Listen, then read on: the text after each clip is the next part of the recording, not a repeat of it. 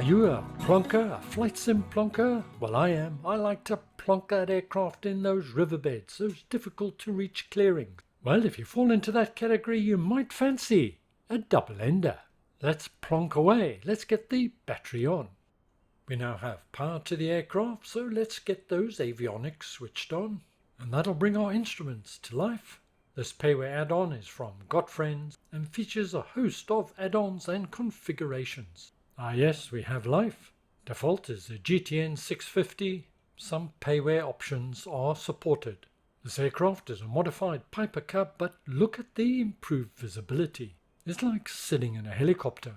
Let's have a look at some of the quick options that come up when you rotate the dial. Here we can set barometer, altitude units, pressure units and so on. This is the main configuration page. You may have noticed we had our tent plonked just outside the aircraft. Right click, we can then move the cursor. I'm going to select camping site. As we're going to be getting up in the air, we don't need that. Let's pack it away. Right click again, rotate the mouse wheel and it's gone.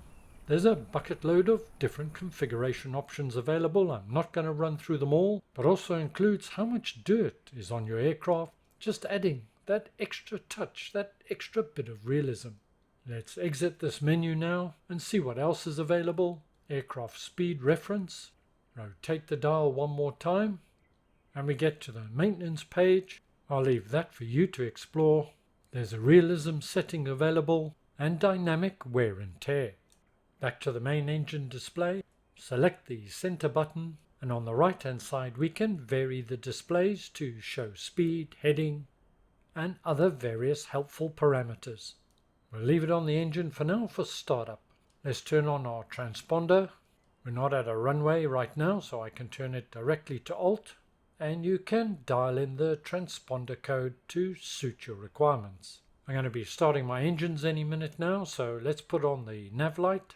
Now let's head to the Air Master control unit to make sure both switches are in the auto position. You can of course set these to manual if you want, and then using the dial you can change for different phases of flight. But it's more susceptible to engine damage. You'll see engine 1 has a beta range, engine 2, that's the rear one, only has feather. Those are the prop controls on the right hand side. Okay, check, both are in auto. Let's now turn on our fuel. Those are on our lower left hand side, and I'm going to switch both tanks to both. To the left and below, these are where you'll find your trim controls. Time to start up, and we'll start with the rear engine first. And there's rear 1 and rear 2 magnetos. We're going to select those and push them on. In typical Gotfriends style, everything is modeled, including all the circuit breakers, and you can pop them out. But what we want to do is just make sure they're all in, which they are. That's good. Let's continue. Almost ready for start now. I'm just going to crank the throttles. The manual says 7%. No idea where 7% is, so I'll just push them forward about half an inch. Leftmost throttle is engine 1, the other, well, engine 2. Now let's turn on fuel pump for the rear engine, engine 2, and then select the starter switch, once again number 2, and the engine should fire away. There we go.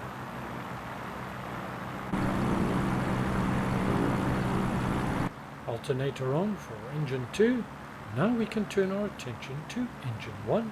Just a quick check on P&Ts for engine 2. Everything's looking okay right now. Oil pressure and temperature is normalizing. Strobes can now come on, and our magnetos 1 and 2 for the front engine can be switched on. And it's simply a case of following the same process. Fuel pump on and push the starter switch forward, hold it till the engine starts and release. And we have engine 2, and we can see that on our displays. Once again, keep an eye on P&Ts as everything normalizes. And once again, alternator on to maintain battery charge. All looking good so far. Just a quick check with plonk the camping gear in the back. Yep, that's all there. The aircraft comes with a set of headphones. She's a fairly noisy beast. Pop them on and it reduces the sound level considerably. Take them off again by simply clicking on the cable. You can leave the headphones on so that you can hear me. It's also got night lighting, and the degree of light is variable. Once again, I'm not going to cover all the night lighting in detail. I'll leave that for you to explore. Almost ready to go now, so we can close the door. Just love the dirt on the tyre there.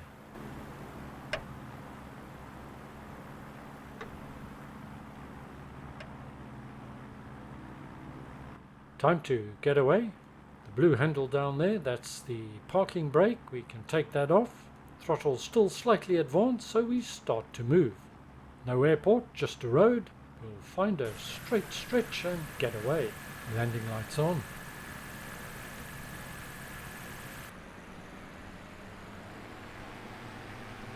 Flaps 2 notches down. Don't do more, you'll nose over. Push the throttles forward, both engines to max. And it's ridiculous how little room she needs to get up in the air. And we're away. As soon as you're above tree height, get those flaps in. She'll climb comfortably at 60 knots.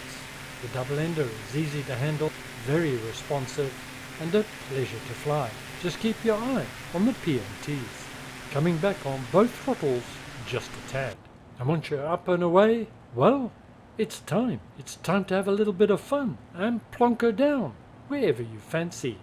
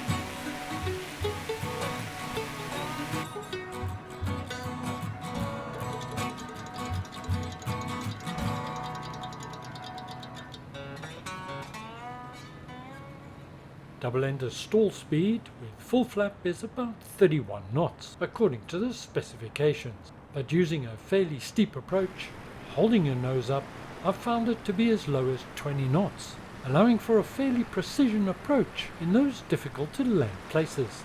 And of course with the double engines, well, you got the power to get yourself out of there. Just don't try and hold her at full throttle on the brake, she'll nose over, which is understandable because by design she's nose heavy.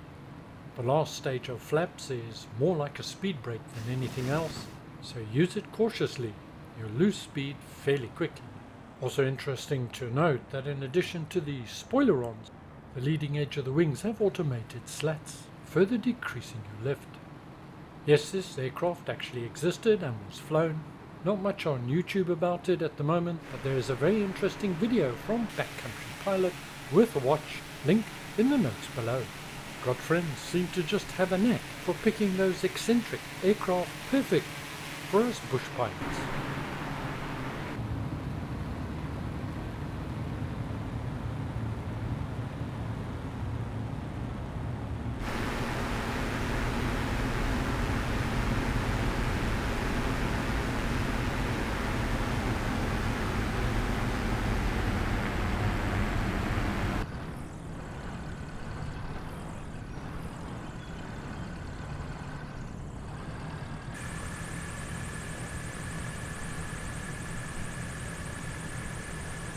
The DoubleEnder gets my recommendation.